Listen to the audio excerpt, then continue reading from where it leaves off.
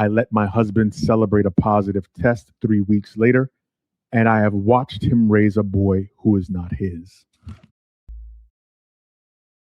Oh, Is the black box letter. Up next is the black box letter. Okay. And this week's black box letter, I think, is a doozy. This is for the black box, and I need it to stay a box.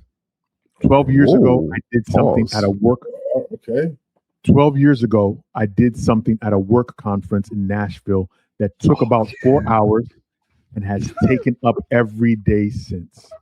I came home. I let my husband celebrate a positive test 3 weeks later, and I have watched him raise a boy who is not his. I need you to understand that I'm not confessing because my conscience finally got loud. My conscience has been loud the whole time, and I got very good at talking over it. I'm writing because my son is 11 and something is wrong with his blood. And the specialist has asked twice now for the father's family history.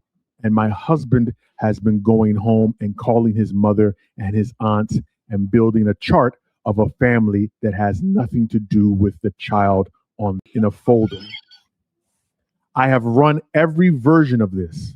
If I say it now, I detonate a good man, a good marriage, a boy's whole idea of himself in a hospital in the same month he is scarred. If I say nothing, I let a doctor treat my child with a map of the wrong country. There's a third one I don't like admitting. If I say nothing, I get to keep my life. I would like somebody to name that out loud so I don't have to be the only one who has thought it. The man I was with is not this. Excuse me. The man I was with is not in this. He does not know. He has children. I am not looking for him, and I do not want him. I know what a lot of women would tell me. I've heard it. Protect the child. Protect the peace. Take it to the grave. What? My own mother. Protect the child. Protect the peace. Take it to the grave. What? My own mother would say that, and she would say it with love. But my mother isn't the one who has to sit in a room and hear a doctor ask a question that only I can answer honestly. So I'm not going to ask you what I should do. I'm going to ask you for the words because it's the words I can't find. That's easy. Tell me what I say to my husband in a sentence that does not begin with an excuse. Tell me what I say to my son at 11, not 18, at 11 in a hospital gown that leaves him a father. Tell me what I say to the doctor on Thursday if I lose my nerve on Wednesday. Oh, man. And if one of you thinks the right answer is to say nothing at all and let that man keep his folder, I want you to say that on air with your name on it. Don't leave it to the one who's willing to be the bad guy. I'll tell you right now, sis, it ain't gonna be me. This is from Renee. Come on, I didn't finish. Jesus. This is from Renee from Memphis, Tennessee. So, since my man L is ready to burn the house down, go ahead and do it, my guy. Go ahead. Listen, it's not even a laughing matter, but go ahead. It is. And that's the part that I want to be clear. I am not in any way making fun of the situation. I am not making fun of what you have done. I'm not even going to spend any time talking about that particular thing because I think at this point in time, you understand the brevity of what you have done. You asked for advice on what to say, and I'm going to help you tell you what to do also.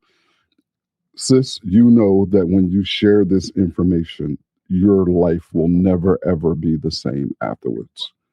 And I mean that. Your relationship with your partner, quote unquote, is done. Your relationship with friends and family is all going to change. Your only salvageable relationship that you have will be with your 11-year-old son because he is 11 and there's a potential there because of the parental dynamic. But you have to go into this understanding. everything is going to be different, and prepare yourself for such. Meaning that while you are getting ready to have this conversation, be finding another place to live. While you are beginning to have this conversation, begin transferring funds and opening up a separate account. While you're beginning to have this conversation, share this with a good girlfriend who's going to tell you you ain't shit, but still rub your back while you're crying. You need to begin setting up an immediate safety net. You cannot go into this on Thursday having this conversation and being honest without being in a place, because you're setting yourself up for more. So the first thing is get your affairs in order.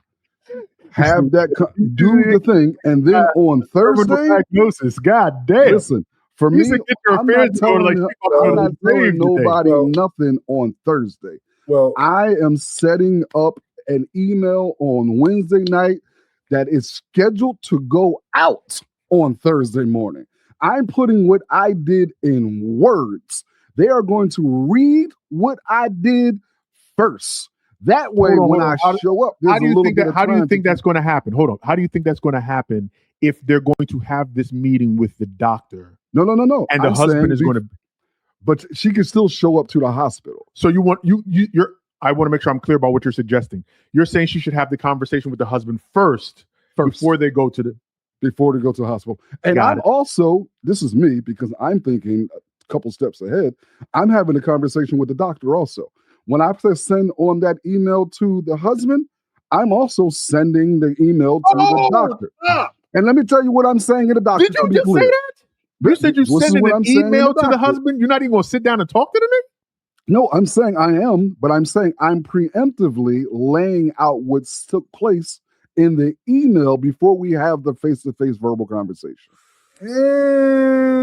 Listen, I believe, and I'm saying it because if somebody did that to me with my temperament, the way that I am, if you tell me in the midst of this crisis that you have been one of the most deceptive and evil people that have ever walked dastardly, I am in that space going to respond potentially in a violent, hostile manner. But if you tell me a little bit ahead of time and allow me to sit with it and process and work it out, I'm going to say, well, damn, I still got a whole lot of shit to lose. I'm really not. I don't want to. That's fair. So I'm thinking along those lines. But I'm having a conversation with the doctor, telling the doctor, like, yo, I just had this moment with my husband where I let him know this horrible secret that I don't need to necessarily share with you, but his family or him is not the one who have the solution for my son.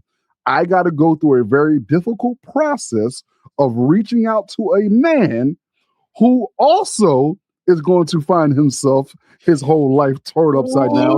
But if I don't get this information for my son, I think that's the real question. You got to have all those hard conversations. I think that's the real question, to be honest with you. And I think it honestly should go without saying, but we got to say it. How much do you love your son?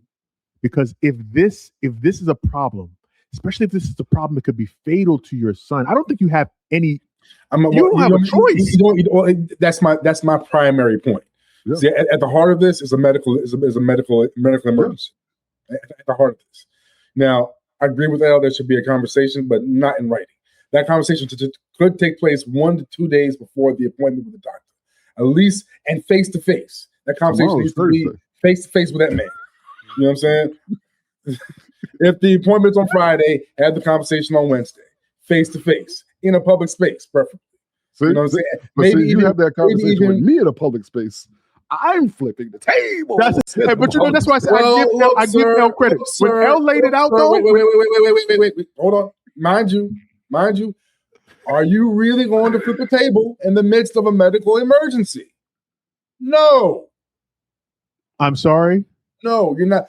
Within the framework that, look, this is a medical emergency, so for the sake of resolving this medical emergency, I want to fully disclose the nature of this boy's crush. You know what I'm saying? I mean, I'm not saying that he won't flip the table, But Crush. I would not put gentle. this in writing. I dig it, and that's. I mean, I respect the fact that you wouldn't put it in writing, but I also understand and respect what L's point is, that you hear something like that, your visceral response, especially if you don't have that level of emotional or relationship security, things could get nasty. Well, look, we've heard stories about niggas that lost money and killed their whole family. Look, bro. 11 years, your kid ain't yours?